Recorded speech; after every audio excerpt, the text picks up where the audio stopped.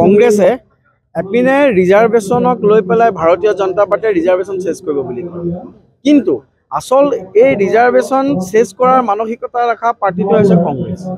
কাৰণ 1990 চনত ৰাজীৱ গান্ধীয়ে 1988 চনতে ৰাজীৱ গান্ধীয়ে কৈ গৈছিল স্পষ্টভাৱে যে যিসকলে ৰিজাৰ্ভেশ্যনৰ জৰিয়তে চাকৰি পায় সেইসকলক চাকৰি দিয়া মানে অযোগ্যজনক প্ৰমোট কৰা হয়। মণ্ডল কমিশ্যনক আটাইতকৈ বেছি এগেইনষ্ট কৰা পাৰ্টিটোৱে আছিল মণ্ডল আয়োগক কংগ্ৰেছ পাৰ্টি।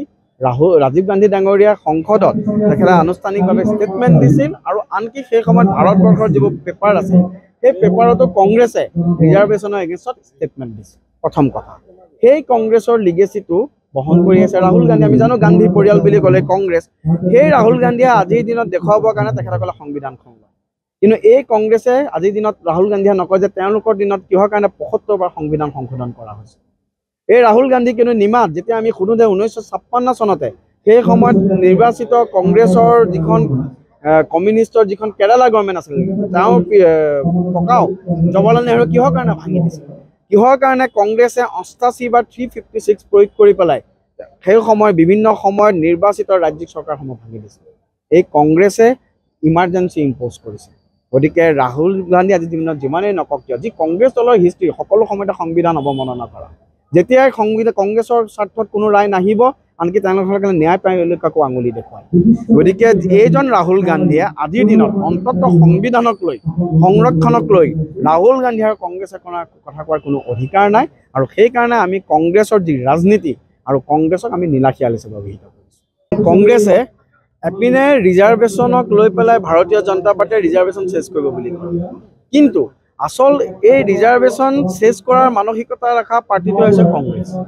কাৰণ 1990 চনত ৰাজীৱ গান্ধীয়ে 1988 চনতে ৰাজীৱ গান্ধীয়ে কৈ গৈছিল স্পষ্টভাৱে যে যিসকলে ৰিজাৰ্ভেশ্যনৰ জৰিয়তে চাকৰি পায় সেইসকলক চাকৰি দিয়া মানে অযোগ্যজনক প্ৰমোট কৰা হয়। মণ্ডল কমিশ্যনক আটাইতকৈ বেছি এগেইনষ্ট কৰা পাৰ্টিটোৱে আছিল মণ্ডল আয়োগক কংগ্ৰেছ পাৰ্টি। ৰাজীৱ গান্ধী ডাঙৰীয়া সংসদত তেখেতে আনুষ্ঠানিকভাৱে ষ্টেটমেণ্ট দিছিল আৰু আনকি সেই সময়ত ভাৰতবৰ্ষৰ যিবোৰ পেপাৰ আছে সেই পেপাৰতো কংগ্ৰেছে ৰিজাৰ্ভেশ্যনৰ এগেইনষ্টত ষ্টেটমেণ্ট দিছিল। প্ৰথম কথা, সেই কংগ্ৰেছৰ লিগেচিটো বহন কৰি আছে ৰাহুল গান্ধী। আমি জানো গান্ধী পৰিয়াল বুলি ক'লে কংগ্ৰেছ, সেই ৰাহুল গান্ধীয়ে আজিৰ দিনত দেখুৱাবৰ কাৰণে তেখেতসকলে সংবিধানখন লয়। কিন্তু এই কংগ্ৰেছে আজিৰ দিনত ৰাহুল গান্ধীয়ে নকয় যে তেওঁলোকৰ দিনত কিহৰ কাৰণে ৭৫ বাৰ সংবিধান সংশোধন কৰা হৈছে। এই ৰাহুল গান্ধী কিন্তু নিমাত যেতিয়া আমি সোধোঁ যে 1956 চনতে সেই সময়ত নিৰ্বাচিত কংগ্ৰেছৰ যিখন কমিউনিষ্টৰ যিখন কেৰালা গভৰ্ণমেণ্ট আছিল, তেওঁৰ ককাও জৱাহৰলাল নেহৰু কিহৰ কাৰণে ভাঙি দিছিল, কিহৰ কাৰণে কংগ্ৰেছে 88 বা 356 প্ৰয়োগ কৰি পেলাই সেই সময় বিভিন্ন সময়ত নিৰ্বাচিত ৰাজ্যিক চৰকাৰসমূহ ভাঙি দিছিল। এই কংগ্ৰেছে ইমাৰ্জেঞ্চি ইম্প'জ কৰিছে। গতিকে ৰাহুল গান্ধী আজিৰ দিনত যিমানেই নকওক কিয়, যি কংগ্ৰেছ দলৰ হিষ্ট্ৰী সকলো সময়তে সংবিধান অৱমাননা কৰা, যেতিয়াই কংগ্ৰেছৰ স্বাৰ্থত কোনো ৰায় নাহিব আনকি তেওঁলোকে ন্যায় পালিকাকো আঙুলি দেখুৱায়। গতিকে এইজন ৰাহুল গান্ধীয়ে আজিৰ দিনত অন্ততঃ সংবিধানক লৈ সংৰক্ষণক লৈ ৰাহুল গান্ধী আৰু কংগ্ৰেছে কথা কোৱাৰ কোনো অধিকাৰ নাই। আৰু সেইকাৰণে আমি কংগ্ৰেছৰ যি ৰাজনীতি আৰু কংগ্ৰেছক আমি নীলাশিয়াল হিচাপে অভিহিত কৰিছোঁ।